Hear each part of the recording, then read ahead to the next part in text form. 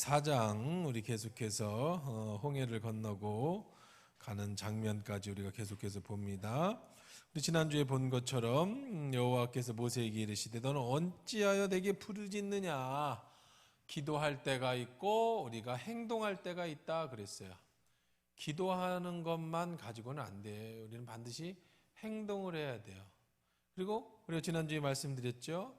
기도의 응답을 무조건 하나님의 응답이라고 생각하지 마시고 상식으로 하나님이 응답하시는 것, 이미 성경을 통해서 응답하신 것, 자연의 이치를 통해서 응답하신 응답도 있다. 그러니까 기도하는 게 있고 또 실천하는 것이.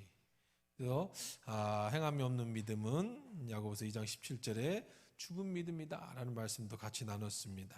그만 부르짖고 너는 행하라 그러면서 지팡이를 잡게 했다 그랬어요. 지팡이는 모세가 양을 치던 그런 지팡이, 똥 묻은 지팡이, 그가 가지고 있었던 그 모습 그대로를 가지고 주의 일을 하는 거예요. 어떤 갑자기 모세가 지도자가 됐다고 해가지고 그가 뭐 어떤 대통령이 되는 것처럼 왕이 된 것처럼 또 그렇게 되는 게 아니라는 거예요. 자기에게 주어진 그 길, 내게 들어져 있는 그 지팡이를 가지고 전진해 가는 거지, 갑자기 내가 개구리가 됐다고 해서 올챙이적 생각 못하고 그렇게 하면 안 되는 것을 얘기하고 있었습니다. 그래서 우리가 하나님이 내게 주신 지팡이가 뭐냐, 그걸 들고 믿음으로 나아가라. 그래서 하나님은 애굽 사람들의 마음을 완악하게 하겠다. 이미 결승전에서 어떻게 끝날 건지에 대해서 다 하나님은 알려주시고 우리는 그 믿음 갖고 결론을 갖고 가는 것이기 때문에 모세는 두려워하지 않았다라는 말씀도 우리가 함께 나누었습니다. 그러면서 이 홍해를 통해서 하나님은 왜 그들을 강팍하게 하셨는가? 하나님의 뜻이 무엇일까? 고통 속에서 하나님은 무엇을 가르쳐주고 싶으셨던 건가? 그거에 대해서 오늘 우리가 말씀을 나누겠다, 이런 말씀도 했었습니다. 자, 그러면 오늘은 바로 다시 보기로다가 요즘에 이제 선생님한테 부탁을 해서 앞에 찬양이고 다 자르고 그리고 설교만 이렇게 딱딱해서 인터넷에 다시 올리라고 해서 다시 이렇게 보시기로 하면 설교 말씀만 쭉 이어서 보실 수 있을 것 같아요. 여러분 다른 분들한테도 널리 알리셔서 이렇게 유튜브 이상한 거 보지 말고 괜히 이단들 같은 거 보지 말고 성경 공부도 하고 싶으신 분들 있으면 창세기부터 올라와 있는 것만, 그 전에 10년째 있을 건데 중간에 또 날아가기도 하고 없어지기도 하고 있는 것만 이렇게 다시 보기로 하시면서 보시면 쭉 이어서 가실 수 있을 겁니다. 또 하면 소용 없으니까 이제 더 알고 싶으신 분은 뒤에 걸 보시고요. 오늘은 진도 나가도록 그렇게 하겠습니다. 19절부터 우리 25절까지 우리 같이 읽겠습니다. 시작.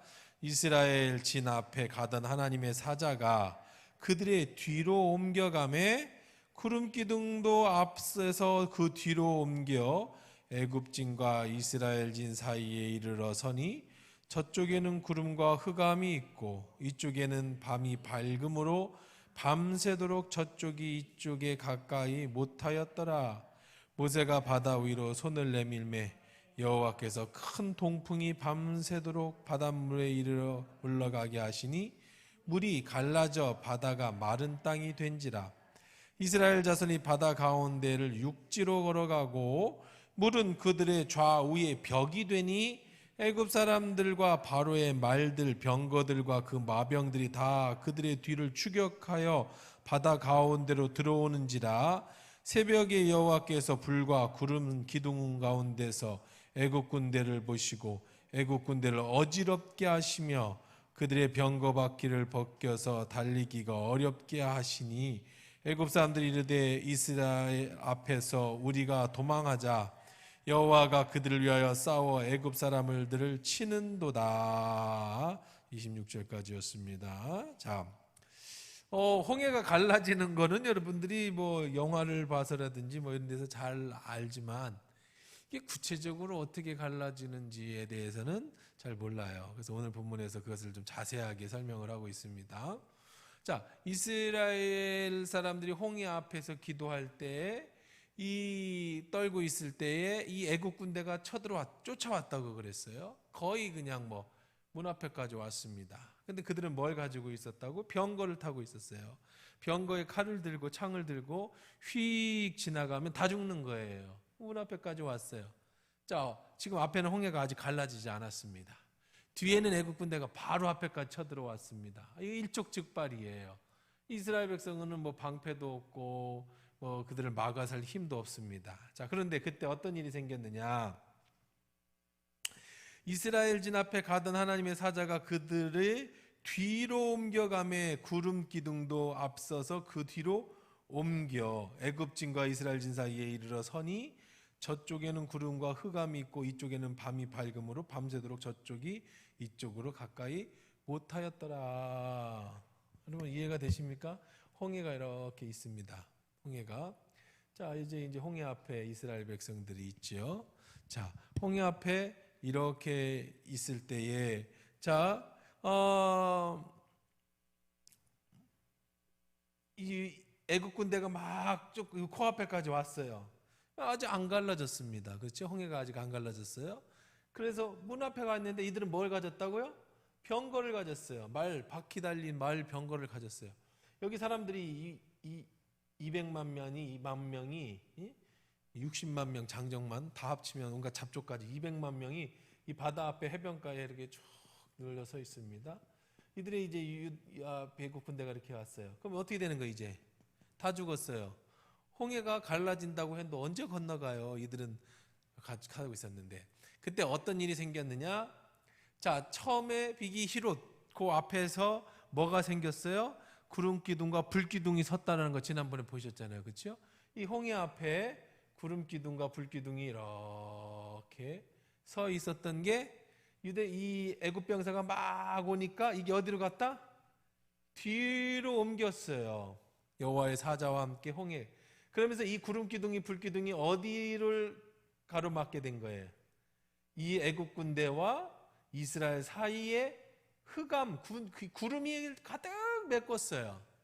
그러니까 이 애국 군대는 앞이 안 보여요. 그런데 성경에 보면 여기는 또 뭐라고 표현했어요? 뒤에는 앞이 안 보이는데 뭐라고 그랬어요? 근데 이쪽은 밤이 밝음으로 밤새도록 저쪽이 가까이 못했다. 이 앞은 어떻게? 그 스타식 조명탄 팡 치면 우리 군대에서 제가 그 근무 쓸 때 조명탄을 늘 우리 초소에 있었어요. 적이 이상한 게 나오면 조명탄을 탁 터뜨려요. 그리고 큰 서치 이렇게 탐조등이 있어서 그 불을 탁 틀어서 혹시 적이 오는지 안 오는지. 그래서 조명탄을 탕 치면 불이 팍 터지면서 그 사방이 환해집니다. 이게 이제 조명탄이에요. 조명탄. 그것처럼 밤인데 이 앞은 불기둥으로 환하고 이 뒤는 구름으로 빽빽하니까 이스라엘 백성들은 앞에 홍해를 환하게 볼 수 있었지만 애굽인들은 여기에 구름이 빡빡 켜서 유대인 이 이스라엘 사람을 더 이상 쫓아가지 못하게 했다. 하나님이 뭘로 막아주셨다고요? 이 구름 기둥으로 막아주셨어요. 자, 21절에도 보니까 모세가 이제 바다 위를 이 지팡이로 손을 쫙 내밀었습니다. 그랬더니 여호와께서 큰 동풍이 밤새도록 바닷물을 물러가게 하시니 물이 갈라져 바다가 마른 땅이 된지라. 우리들이 홍해가 갈라지듯이 하면은 쫙 하면 바닷물이 샥 갈라지는 게 아니더라. 그거는 영화다. 성경에 보니까 어떻게 됐어요? 살살살살살살살살 이렇게 물이 이렇게 살살살살살살살살살 해서 밤새도록 이렇게 막으면서 뭐가 된 거예요? 이렇게 벽이 된 거예요. 벽. 한 번에 쫙 갈라진 게 아니라 밤새 어떻게 했다고요? 바람이 불어서 드라이 바람을 쑥 불어가지고 땅을 말리시는 거야 이렇게. 자, 그렇죠? 여기 보니까 어떻게 됐다고 그랬어요? 모세가 바다 위를 손을 내밀며 여호와께서 큰 동풍 밤새도록 바닷물을 물러가게 하시니 물이 갈라져 바다가 뭐가 됐어요? 마른 땅이 됐죠. 드라이기를 큰 헤어 드라이기를 바다에다가 확 붙여서 이렇게 물이 마르고 땅도 마르고. 당연히 그래야지, 그렇죠? 바다 평균의 수십만 년 동안에 갇혀 있던 물 바다인데 그거 갈라진다고 바다도 딱딱해질 리가 있겠습니까? 바닥도 또 딱딱해져야지. 사람이 그거 다 진흙바닥이며 뻘이면 어떻게 가요? 우리 영화가 뭐 무슨 텔레비전 예능 같은 거 보면 조개 잡으러 뻘밭에 들어가면 하나 빼고 200만 명이 언제 건너가 그거 몇 달도 못 건너가죠. 그러니까 그 바닥이 전부 어떻게 해야 돼요? 마를 정도로 뭘 불러주셨다? 동풍을 불러주셨다. 동풍을 불어서 탁. 그래서 이스라엘 백성은 자손은 바다의 가운데 육지로 걸어가고 물은 그들의 좌우 벽이 되니 애굽 사람들과 바로의 말들과 병거들과 그 마병들이 다 그 뒤를 추격하여 바다 가운데 들어온지라. 자, 이렇게 다 갈라졌어요. 그러니까 이제 땅이 말라 출발해서 이스라엘의 20만 명의 군대가 여기 잘 그려져 있는 거 쓰지 뭐. 이렇게 딱 벽이 생기고 가서 출발해서 갔어요. 갔더니 어느 정도 건넜을 때, 다 건너갈 때 구름이 싹 거치니까 이 사람들이 울어 저 가자 출발. 자기도 어떻게 다 따라 들어왔지요. 이제 이렇게 되는 겁니다. 시편 106편 9절 우리 한번 찾아봅시다. 시편 106편 9절. 시편 106편 9절 한번 읽어보십시다.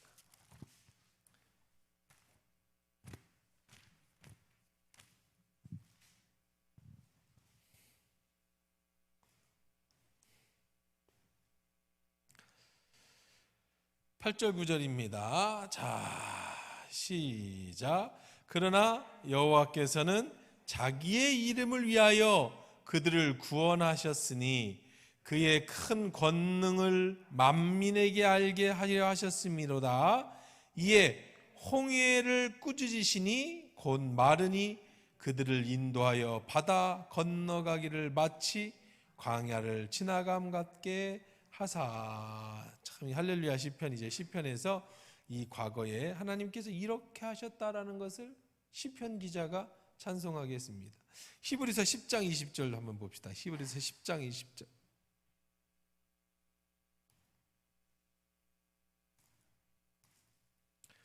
히브리서 10장 20절.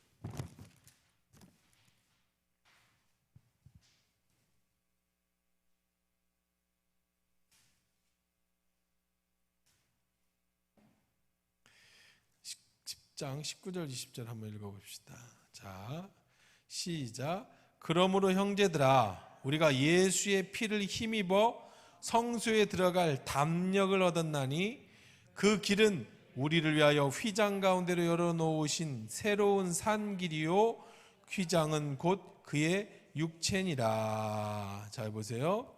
이 홍해가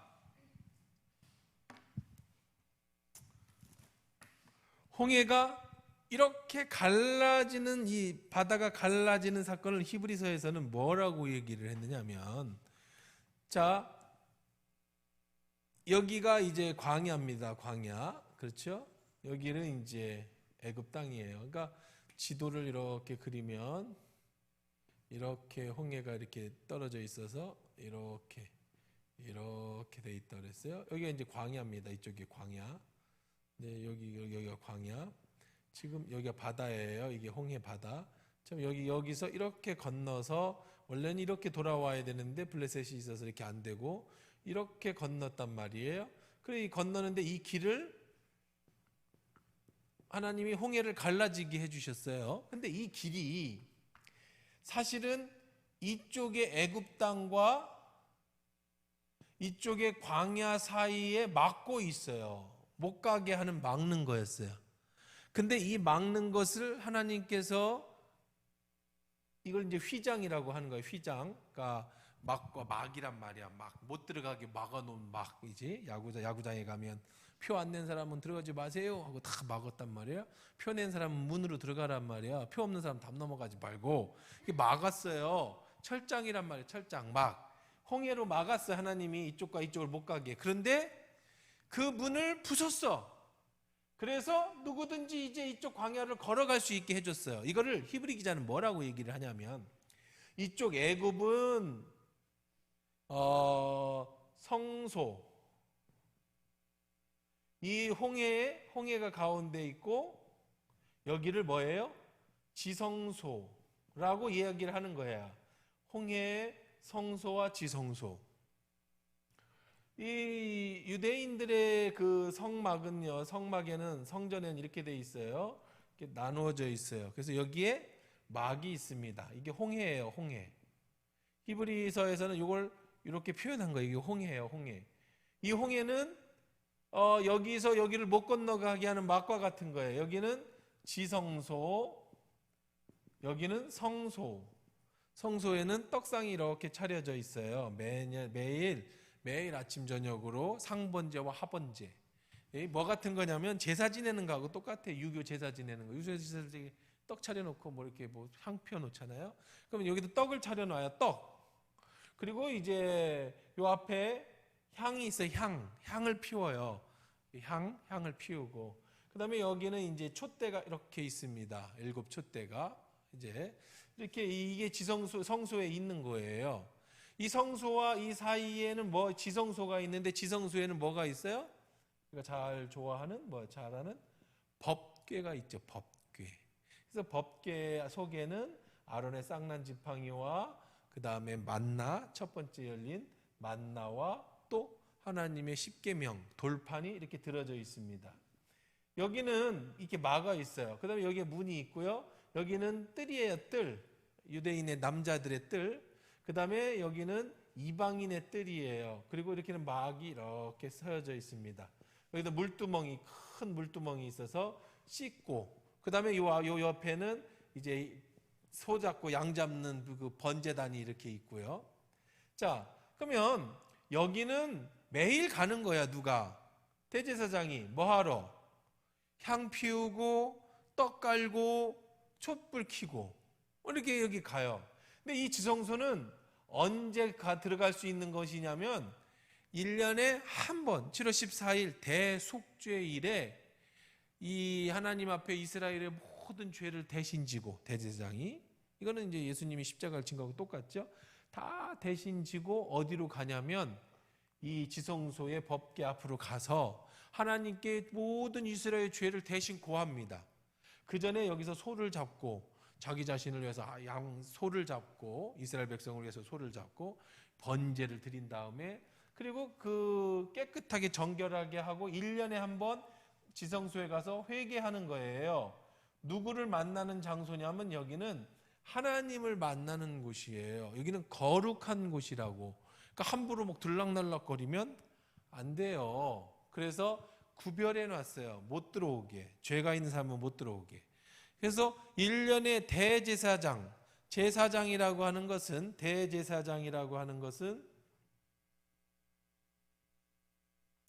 사람이면서, 대제사장은 사람이에요. 아론의 자손 사람이지만 하나님과 대화할 수 있는 통로로 만들어 놓은 사람이에요. 그래서 말 그대로 제사장이에요. 제사장. 인간의 제사를 올리는 거 하나님께 올려드리고 하나님이 주시는 축복을 인간에게 내리는 역할을 하는 중재자. 이 사람이 대제사장이에요. 이 사람이 1년에 한 번 여기에 들어가서 여기를 했는데 히브리서에 보면 뭐라고 얘기했냐면 홍해가 갈라지면서 이 애굽 땅과 광야에 막힌 담이 무너지고 애굽에서 광야로 바로 갈 수 있었던 것처럼 예수 그리스도가 홍해가 되시고 예수 그리스도가 성막의 막이 돼서 성막의 무슨 막이에요? 성소와 지성소를 나누는 막이 됐는데 홍해가 갈라지듯이 예수님이 자기 몸을 찢으신 거예요. 자기 몸을 찢어서 이제 누구든지 1년에 한 번 대제사장만 아니라 누구든지 다 성소를 들어갈 수 있게, 지성소를 들어갈 수 있게.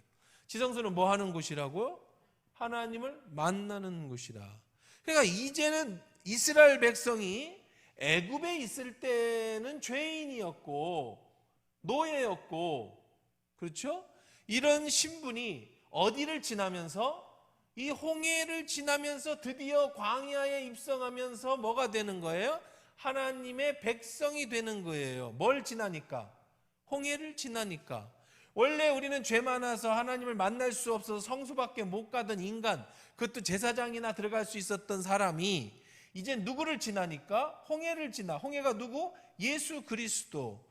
예수 그리스도를 지나니까 누구든지 지성소에 들어갈 수 있는, 우리는 만인 제사장, 누구나 다 제사장이 돼서 이제는 여러분 누구나 다 하나님을 직접 만날 수 있어요. 목사를 통해서 만나는 게 아니에요. 저를 통해서 여러분 하나님 만나는 게 아니에요. 누구든지 나를 통해서 하나님 만날 수 있다. 이건 다 이단입니다. 그건 사입이에요. 그건 교주입니다. 목사를 통해서 하나님을 만나는 게 아니야. 여러분이 어떻게 직접 예수 그리스도의 보혈의 은혜로 누구를 만날 수 있어요? 하나님을 만날 수 있으니까 여러분이 대제사장이 된 거예요. 그래서 만인 모든 사람이 제사장이라는 거죠. 자, 홍해의 느낌. 그 다음에 이 홍해는 또 이제 뒤에 나오겠습니다만은, 자, 홍해는 이제 무엇을 또 상징하냐면, 예수 그리스도가 뭐를 받으실 때, 세례를 받을 때 물이 물 속에 들어갔다가 나오면서 이제 세례를 해주잖아요. 그처럼 홍해를 지나면서 뭐를 표현하고 있어? 세례를 표현하고 있어요. 애굽에서 여기네요. 애굽에서 살던 이스라엘 백성이 뭐를 지나니까? 물을 지났어요. 이 죽음이에요. 죽음. 물은 죽음입니다. 세례라는 거는 원래 이렇게 물속에 집어 넣었다가 이렇게 빼내는 게 세례예요. 근데 우리는 이제 맨날 세례 받으려고 뭐 강에 가기도 그렇고 교회당에다가 뭐 욕조 만들어 놓기도 그렇고, 그러니까 이제 쉽게 누구든지 세례를 줄 수 있도록 이제 간이 세례를 하죠. 간이 세례. 그래서 이제 물을 받아서 이렇게 물을 뿌리는 이제 수세라고 합니다. 손으로 하는 세례를 합니다만은 원래 세례의 의미는 물속에 잠겼다가 일어나는 거예요. 그래서 우리는 그렇게 할 거야 하는 게 침례교회예요. 그래서 그냥 침례교는 지금도 우리는 그렇게 할 거니까 그렇게 해. 그러니까 뭐 강에는 못 가니까 침례교회는 그 뒤에다가 이 강대상 저쪽에 천막, 하나님 먼저 천막 뒤에 욕조가 있어요. 욕조. 그래서 이렇게 쭉 열고 들어가든지 아니면 이 바닥 밑으로다가 이 강대상을 쭉, 이 바닥을 쭉 이렇게 열면 거기 욕조가 있어서 그 세례를 주거나, 아니면 좀 대형 교회 같은 경우는 수영장처럼 바깥에 사우나실처럼 해서 이 수세통이 있죠. 세례통이 있습니다. 자, 어쨌든 그것이 물에 잠긴다라는 얘기는 죽었다는 거예요. 이스라엘 백성이 홍해에 죽은 거예요. 죽었다가 잠겼다가 어떻게 해요? 다시 살아났잖아요. 세례도 내가 과거에 나는 죽어. 물에 잠겼으니까. 그리고 다시 예수 그리스도로 구원받은 내가 거듭나서 살아났다는 의미. 그러니까 이 홍해라고 하는 의미가 굉장히 많은 의미를 가지고 있죠. 홍해라는 것은 죽었다 살아나는 세례의 의미를 가지기도 하고, 홍해라는 것은 예수 그리스도 자신을 의미하기도 해서 자기 몸을 찢어 죽으심으로 성소와 지성소의 나눈 벽을 통해서 누구든지 지성소에 들어갈 수 있는 담력을 얻게 됐다. 누구를 통해서? 예수 그리스도를 통해서. 왜 담력이 필요해? 옛날 같으면 죽었어요. 근데 이제는 안 죽고 담력으로 가요. 담력. 이 담력. 자, 쓸데없는 담력을 제가 얘기를 해줄게요. 쓸데없는 담력. 근데 굉장히 쓸데있는 담력이에요. 제가 작년에 차를 새로 샀는데 이 차가 좋아. 그래서 무슨 기능이 있느냐면 그 뭐라 그래요? 혼자 운전하는 무슨 뭐라 그러죠? 그걸? 자율주행 능력이 있어요. 이 차가. 그렇게 뭐 고급 자율 능력은 아닌데 고속도로에서만, 이런 평지는 좀 그렇고, 고속도로에서는 물론 이제 완벽한 자율주행이 아니라 핸들은 손을 잡아야 합니다만은, 핸들을 뭐 잡으라고 하면 잡았다 떼었다 하는 건 상관없어요. 그러면 이 차는 자율주행 모드에 놓으면 앞차가 서면 서고요. 그 다음에 커브길도 지가 다 털어. 제자리를 찾아가기도 하고. 그러니까 그냥 말 그대로 고속도로에 들어오면 얘가 다 알아서 해줘요. 뭐 그렇다고 지도 보고 찾아가지는 않는데 그냥 직진은 그렇게 간다는 거예요. 그리고 뭐 이렇게 빠져나가는 길 같으면 속도도 줄여주고 그냥 자기가 다 알아요. 자율주행. 그런데 내가 생각할 때는 그런 차를 가진 사람의 99%는 그걸 안 쓸 거야. 왜 안 쓰냐면 그 자율주행을 하려면 대단한 담력이 필요해. 처음에 아무리 좋은 차도요, 앞에 차가 서는데 브레이크를 안 밟아야 자율주행인지 아닌지 시험할 거 아니에요. 브레이크를 밟으면 자율주행이 아니잖아. 브레이크를 떼어야 돼. 그러면 여기는 굉장한 믿음이 필요해. 이 차에 대해서. 처음 차를 가진 사람은. 그래서 99%는 이걸 못 쓸 거라는 거야, 내 생각에. 그리고 이런 지금 나온 차는 다 있어요. 제 차가 좋은 차라가서 아니라 그냥 조금 그 옵션 좋은 거 달면 다 나와. 그 정도는 다 나온다고요. 테슬라처럼 뭐 시내까지 자율주행은 아니고 고속도로 자율주행은 대부분 나온다고요. 근데 누구든지 이 기능을 써보려면 대단한 믿음이 필요한 거예요. 앞차가 서는데 브레이크를 안 밟고 다리를 뒤로 빼는 믿음이 필요하고, 차가 커브길에서 이렇게 가고 이리 가는 차에 핸들을 안 잡고 자기가 틀어줄 거라가는 믿음이 없으면 어디 갖다 박어, 여기다 갖다 박어, 앞차 갖다 박으면 자율주행 시행했다가 실험하다가 죽을 수도 있잖아요. 그리고 자율주행 처음 쓰는 사람은 이게 되는 건지 안 되는 건지도 모르잖아요. 이 버튼만 누르면 진짜 되는 건가? 모르잖아요. 모르니까 못 써. 특히 나이 든 사람들은요, 최첨단 기술을 갖다 줘도 못 써요. 왜 못 써요? 무서워서 실험을 못해. 첫 번째를 못해. 한 번만 해보면, 몇 번만 해보면 이거 믿을만하네, 그러면 참 인생이 편하고 운전이 진짜 편해. 이게 믿어지면 고속도로 탈 때마다 자율주행 눌러놓고 있으면 지가 거기까지 가니까 아무것도 할 게 없어. 심지어는 자도 괜찮아요. 자도 지가 쓰고 다 해. 그 대신에 자지 말라고 막 사이렌 울려주죠. 핸들을 놓치면 핸들 잡으라고. 그러니까 핸들은 잡아줘야 돼. 지가 운전을 해도 보세요, 이게 안 틀어도 그냥 잡고만 있으면 지가 틀고, 브레이크 안 밟아도 지가 다 밟고, 악셀에다 안 밟아도 지가 다 알아서 가. 속도만 맞춰 놓으면은요. 그런데 믿으면 편한데 이렇게 편할 수가 없어, 운전이. 못 믿으면 최첨단 안전장치를 가진 차라고 해도 내가 못 믿으면 이걸 못 눌러요. 앞차가 서는데 누가 브레이크를 발로 띄고 막 달려드는데 그걸 붙잡고 있을 수 있는 담력이 있는 사람이 많지 않아요. 이게 담력이라는 거예요. 담력. 자, 예수 그리스도가 이 성막을 찢으셨어요. 예수님이 십자가에 죽으실 때 성막이 찢어서 누구든지 성소에서 지성소로 올라갈 담력을 얻게 됐어요. 여기는 옛날 같으면 어떻게? 죽는 거야. 그런데 정말로 가볼까? 예수님이 찢어졌다고 했으니까, 가도 안 죽는다고 하니까 정말 목숨 걸고 한번 지나가 볼까? 이게 담력인 거예요. 담력. 우리 신앙에 있어서는요, 이런 담력이 정말로 필요해요. 많은 사람들이 이 담력이 없어서 신앙생활하는데 좌절하고 넘어지는 거야. 11조를 처음 드릴 때도요, 이 내 많은 돈에서, 월급에서 난 200만 원 월급 받는데 20만 원을 낸다고? 이게 1년이면 얼만데? 야, 이거를 낼 수 있는 한 번에, 처음에 이것을 뚫고 한 번 낼 수 있는 담력. 내가 주님을 위해서 오늘 헌신해야 되겠다, 하나님께서 이렇게 하면 너에게 복을 주신다라고 마음을 주셨는데, 야, 내가 정말 이 모든 걸 희생하고 주를 위해서 할까라고 하는 그 담력. 사실은요, 우리 신앙은요, 계속된 담력에 대한 싸움이에요.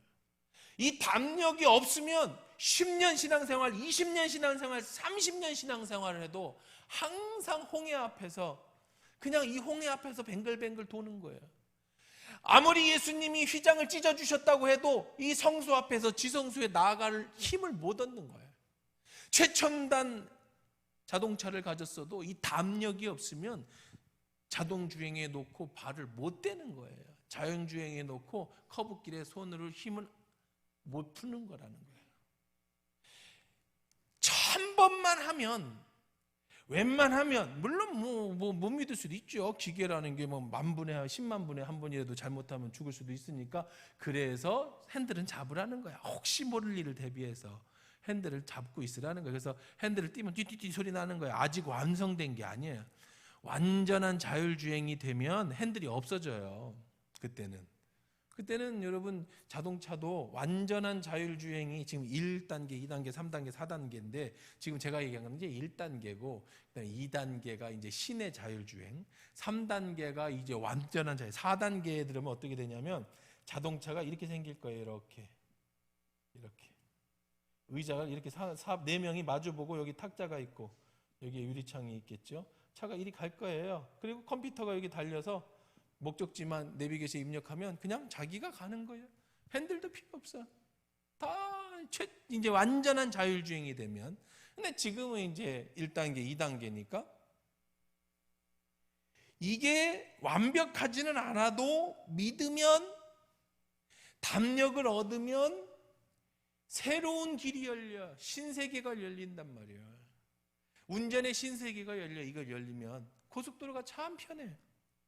여러분 운전을 2시간 3시간 하면 이게 힘든 거예요. 이거 커브 꺾고 하고 여기도 아프고 허리도 아프고 이거 착 밟았다 뗐다 하면 여기 다리도 아프고 그래서 운전이 피곤한 거잖아요. 근데 이게 그냥 이렇게 있으면 얼마나 편하겠어요. 그냥 가만히 졸다가 아이고 깜빡하면 지가 알아서 섰다가 커브도 다 돌고 다 해. 그러면 안 되겠죠. 그러니까 아직은 완벽하지는 않으니까 손잡고 완벽한 자율주행이 되면 뭐 그냥 자도 그냥 집 앞에 다 데려다 줄 거니까. 자, 우리에게 이 홍해라고 하는 것. 자, 보세요. 지금 애국 군대가 문 앞에까지 쳐들어왔어요. 구름 기둥이 막 가렸어요. 여기에 지금 이 뒤로는 애국 군대가 쳐들어오고 앞에는 환한데 파도가 넘실넘실거려요. 그때에 이제 동풍이 불어서 여기가 말라지고 여기로 들어가는 담력, 이제 이 홍해를 건너는 담력을 얻게 됐어요.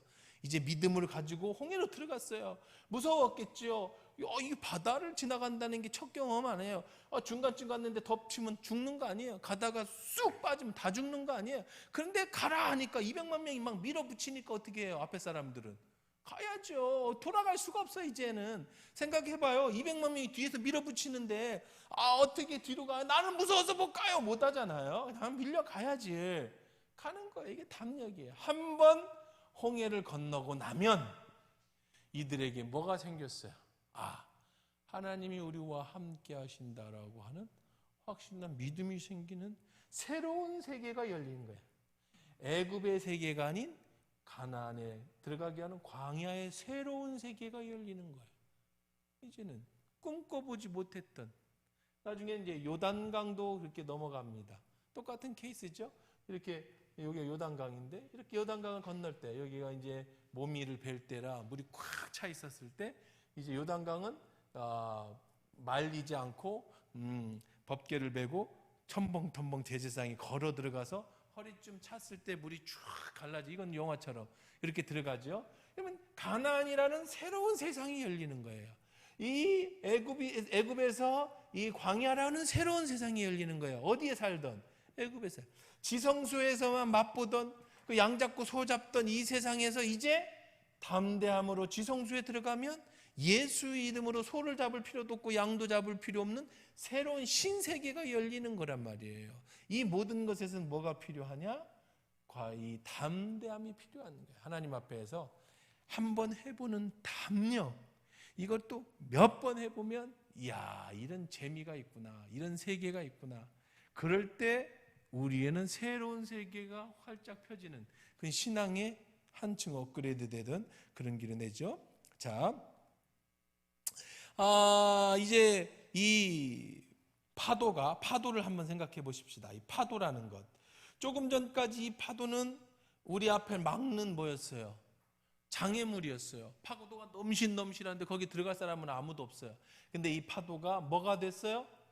벽이 돼줬어. 벽. 더 이상 파도는 무서운 존재가 아니라 나를 이 물이 못 넘어오게 하는 벽이 되어줬다라는 거예요. 한번 성경을 한번 또 찾아봅시다. 시편 78편 우리 13절 한번 찾아봅시다.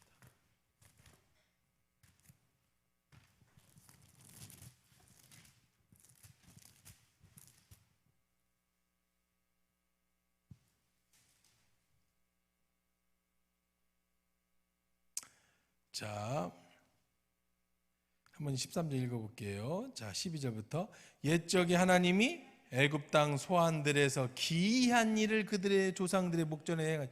기이한 일, 뭐가 기이한 일에? 그가 바다를 갈라 물을 뭐같이 쌓았어요? 무더기같이 서게 하시고 그들을 지나가게 하셨다. 무더기같이 서게 하셨다. 자, 이 파도가 뭐가 됐느냐? 나를 덮치는 파도가 아니라, 나를 장애하는 장애물이 아니라 나를 보호해주는 벽, 무더기가 되어주었다. 자, 파도뿐만 아니죠. 여러분 또 다니엘서 3장 17절 한번 쭉 보면은 한번 봅시다. 다니엘서 3장 17절.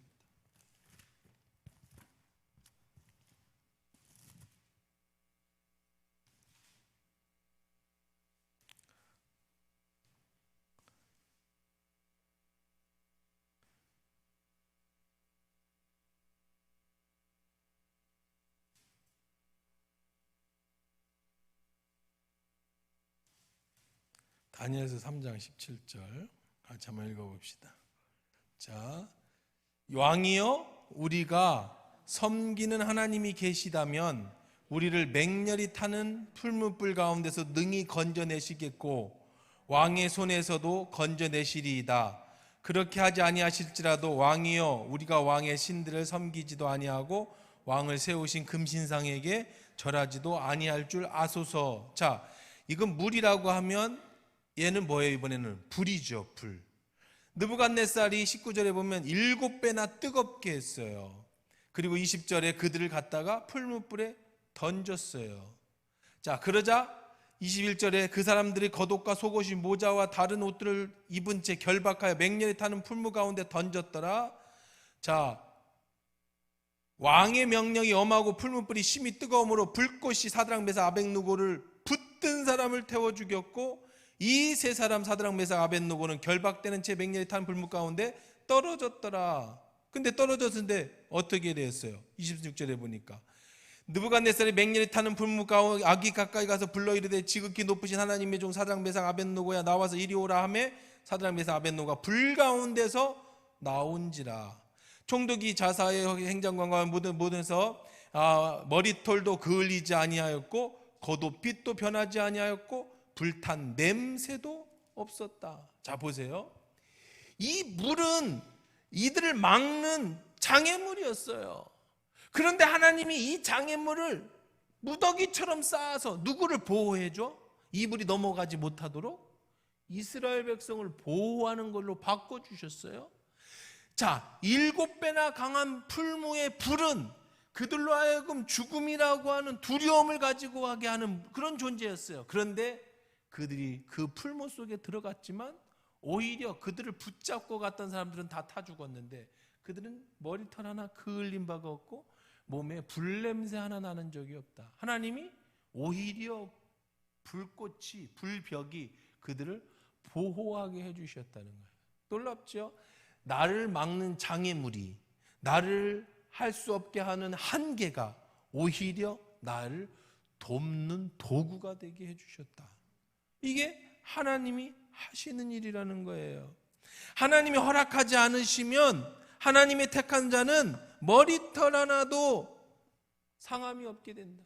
마태복음 29장 31절 마찬가지 집에서 읽으세요. 하나님의 머리털 하나도 희게 하고 검게 하는 모든 능력과 상함이 없게 하시는 모든 일은 다 누가 하시는 거라고? 하나님이 하시는 거예요. 애굽 사람들이 바로의 말들과 병거들 그 마병들이 다 그들의 뒤를 추격하여 바다 가운데로 들어오는지라. 새벽에 여호와께서 불과 구름 기둥 가운데서 애굽 사람들을 보시고 애굽 사람들을 어지럽게 하시며 그들의 병거 바퀴가 벗겨져 달리기가 어렵게 하시니 애굽 사람들이 이르되 이스라엘 앞에서 우리가 도망하자 여호와가 그들을 위하여 싸우고 애굽 사람들을 치시도다. 자, 이스라엘 백성이 다 지나갔어요. 그리고 이제 이 애굽 군대가 막 추격했어요.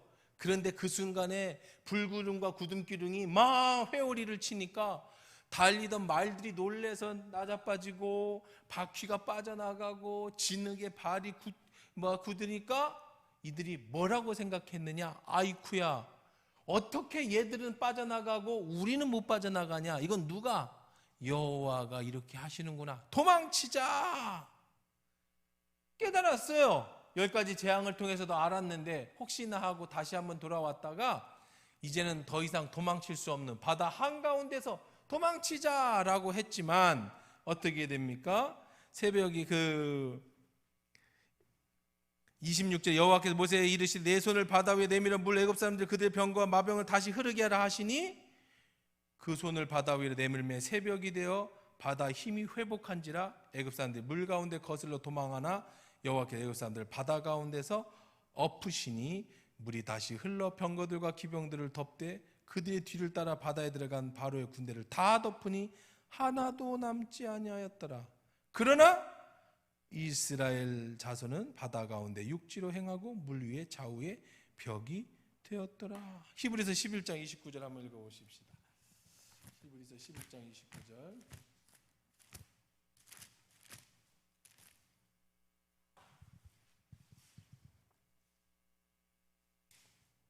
자, 이 부분은 히브리 기자는 이렇게 표현했어요.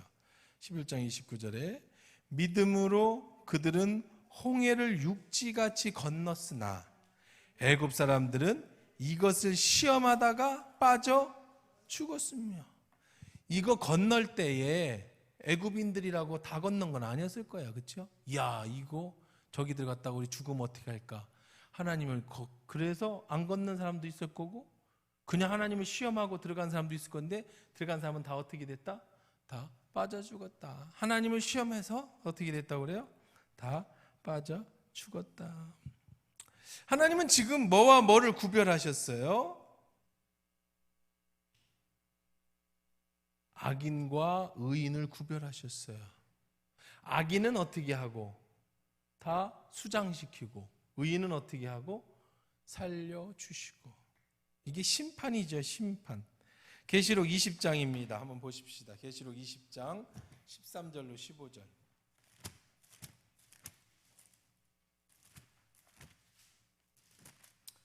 계시록 20장 13절로 15절.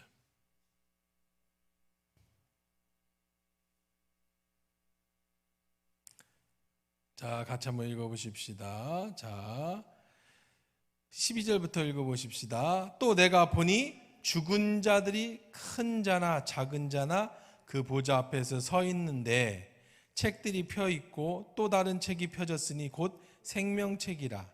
죽은 자들이 자기 행위를 따라 책들에 기록된 대로 심판을 받으니 바다가 그 가운데서 죽은 자들을 내주고 또 사망과 음부도 그 가운데서 죽은 자들을 내주매 각 사람이 자기의 행위대로 심판을 받고 사망과 음부도 불못에 던져지니 이는 둘째 사망 곧 불못이라. 누구든지 생명에 기록되지 못한 자는 불못에 던져지라. 바다가 죽은 자를 다 내어준다. 홍해 속에 죽은 자를 다 언제? 마지막 심판날에 죽은 자가 다 부활해서. 여러분, 부활은 예수 안 믿는 사람들도 다 부활해요. 예수 믿는 사람만 부활하는 게 아니에요. 다 부활해요. 뭐하러 부활해? 심판받으러 부활하는 거예요. 지금 우리는 여기서 지금 이 땅에서의 심판, 계시록에서의 심판, 이건 죽은 후의 심판, 이건 살아있는 채로 심판. 하나님은 뭐 하시는 분이다? 심판하시는 분이시다. 애국 군대는 물속에 수장시키고 이스라엘 백성들은 광야로 나아가 살 수 있게 해주시고.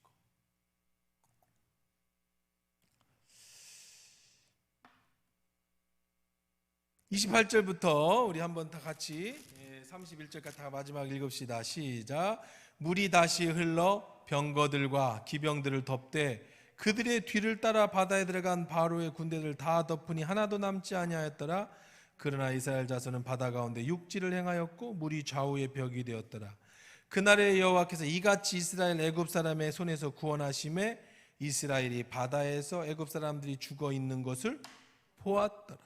이스라엘이 여호와께서 애굽 사람에 행하신 이 큰 능력을 보았으므로 백성이 여호와를 경외하여 여호와의 종 모세를 믿었더라. 홍해를 건넌 사건 이후로 모세는 신이 됐어요. 이제는 하나님의 거의 오른팔이 됐어요. 이건 누가 이걸 행하겠어, 그렇죠? 누가 홍해를 가르게 하겠어요? 자, 홍해 사건. 오늘 이 말씀을 하고 한번 맞춰봅시다. 지난주에 우리 하다가 지금 말한 건데, 과연 이 홍해 사건은 어떠한 영향을 끼쳤는가?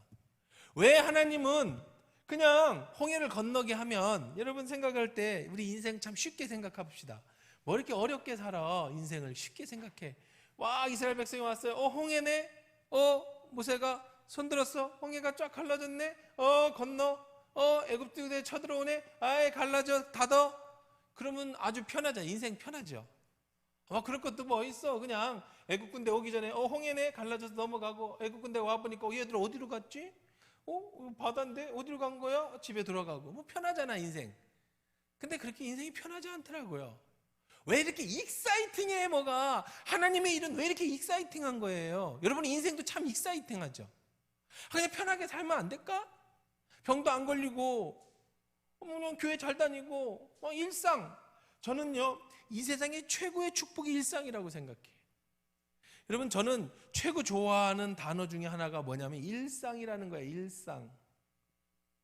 안 아프고 오늘 아침, 점심, 저녁 뭐 비싼 거든 싼 거든 상관없어. 저녁 잘 먹었고 소화 잘 시키고 오늘 교회 출근해서 일했고 오늘 수요 예배 이렇게 예배 드렸고 저녁에 잘고, 아주 단순한 매일 같은 일상이에요. 뭐 나의 그냥 루틴이에요. 매일 수요일에는 그렇게, 금요일은 그렇게. 저의 삶은 그래요. 주일은 주일, 토요일은 토요일, 월요일은 월요일, 화요일은 나의 그냥 일상이에요.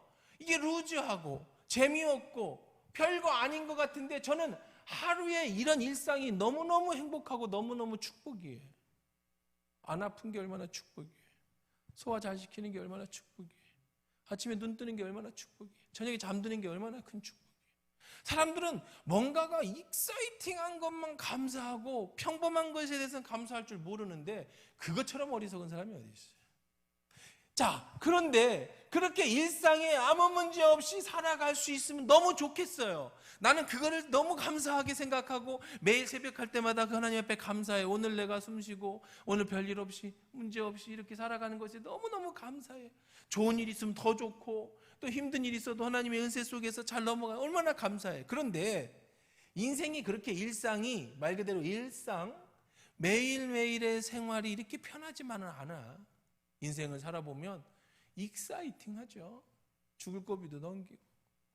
하나님 왜 거기서 그냥 놔두면 될 걸 왜 위기까지 몰아가시는지, 굳이 왜 나에게 이런 병을 주셔가지고 힘들게 하시는지, 왜 이런 관계가 깨지게 하고 이런 문제가 터지게 하는지, 그냥 일상대로 살아가게 하면 참 좋겠는데 이 홍해에 뭐 그냥 이스라엘 백성이 그냥 가면 되는데 뭘 그렇게 익사이팅하게 문 앞에까지 쳐들어오고 뭐 구름 기둥이 막 불 기둥이 들어가고 갑자기 건너게 하고 뭐 물이 뭐 이렇게 뭐 그냥 영화에 그냥 무슨 그 최고의 클라이막스처럼 왜 그럴 필요가 있어요?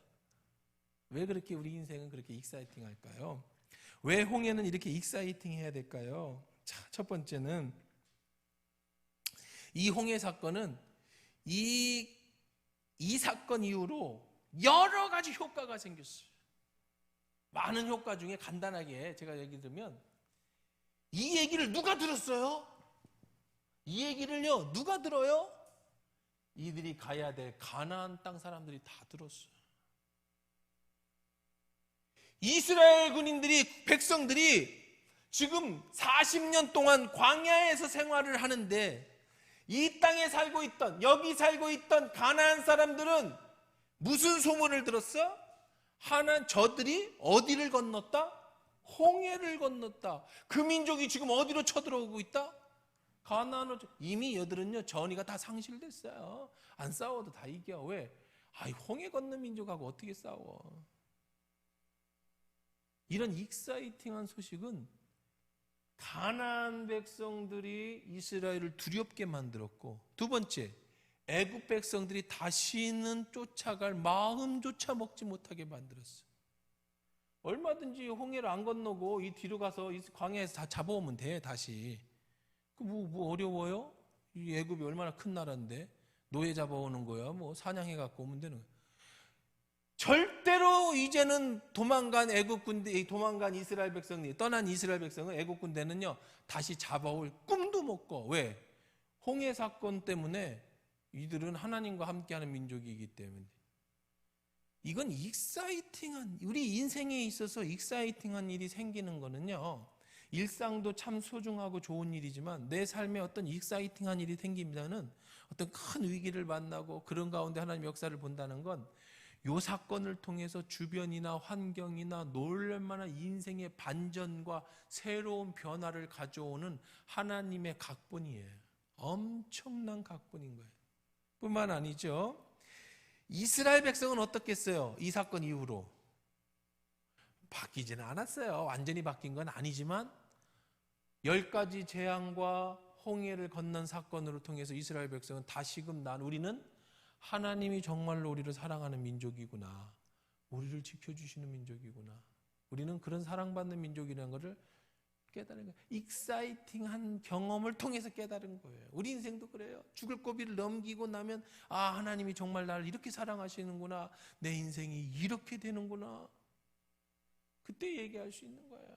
오늘도 우리 교회에서 이렇게 집사님 하시다가 이제 신학하시고 이제 목사 안수 받은다고 인사하러 오신 분이 계셔서 같이 얘기를 나누는. 그럼 이런 얘기 저런 얘기 하면서 목사님 벌써 15년이네요. 이제 우리 교회 와서 한 5, 6년, 6년, 7년 이렇게 사역을 하시다가 집사 일 하시다가 신학을 가셔서 전도사로 나가셨는데 신부년 16년이 됐더라고 벌써. 이제 안수를 받는다고 인사하러 왔는데 그러면서 이런 얘기, 목사님 뒤를 돌아보니 하나님께서 어떻게 이렇게 내 삶 속에서 익사이팅하게 역사하셨는지 그때마다 위기가 참 많았거든요. 이제 마침내 안수도 받고 이래. 그러니 뒤돌아보면 이런 모든 익사이팅한 놀라운 일들이 하나님이 나를 향하신 놀라운 계획이라는 것을 그때서 하나님을 경험하게 된 거예요. 이스라엘 백성이 홍해를 통해 누구를 경험했어요? 하나님을 경험하게 됐어요. 세 번째는 모세의 신적 권위를 가졌죠. 이 사건 이후로 모세한테 누가 감히 대들지를 못해. 모세는 이제 뒤에 나오겠지만 이제 15장에 가면 모세의 노래예요. 모세가 시편을 적은 거예요. 그 다음에 이제 미리암이 누구예요? 모세의 누나예요, 누나. 근데요, 미리암이 그걸 화답하는 노래를 짤막하게 합니다. 답가, 그러니까 아멘 뭐 이런 거예요. 근데 뭐라고 그러냐면 15장 20절에 보면 아론의 누이 선지자 미리암이 손에 소고를 잡음에 모든 연인도 그를 따라 나오고 소고를 잡고 춤추니 미리암이 그들에게 화답하여 이르되. 미리암을요 모세의 누나라고도 못 적어요. 누구의 누이라고 그래? 아론의 누이라고 그래. 왜? 감히 어찌 모세하고 이름을 함부로 외워? 어찌 감히 모세란 이름을 함부로 들먹거려? 모세는 하나님이 됐어요. 거의 신적 경지에 이르렀어. 홍해를 누가 갈라? 이런 위기는 모세로 하여금 뭘 가지게 됐어요? 영적 카리스마와 권위를 갖게 됐어요. 명실상부한 지도자로서 책임 있는 권위의 최고의 자리에 오르게 됐어.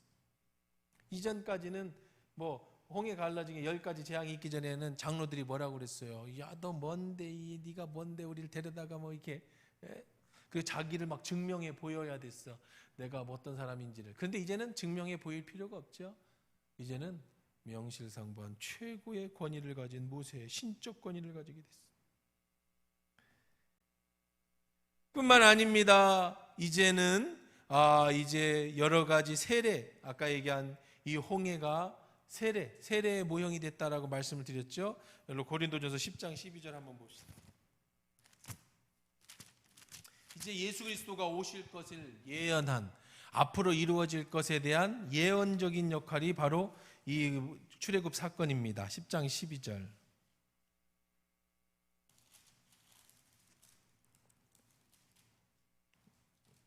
잠깐만요. 고린도 10장 1절 2절입니다. 1절 2절 12절이 아니라 1절 2절. 자, 읽어봅시다. 시작.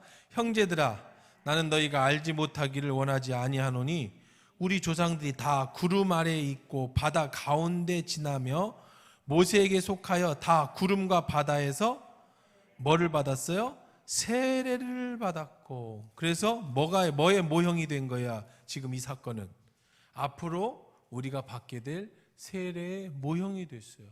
예수 그리스도의 모형이 되기도 했고요. 자, 그 다음에 이 익사이팅한 사건은 새로운 시작을 알리는 사인이 됐어요. 광야의 삶을 이제 애굽의 삶을 접고 광야의 삶의 시작을 알리는 사건이 됐어요. 그 다음에는 무슨 사건이 됐어요? 아까 이 계시록에 읽은 것처럼 회개하지 않는 자가 당하는 심판의 사인이 됐어요. 누구든지 회개하지 않으면 하나님이 이렇게 심판하신다라는 것을 사람들이 직접 눈으로 보게 되었습니다.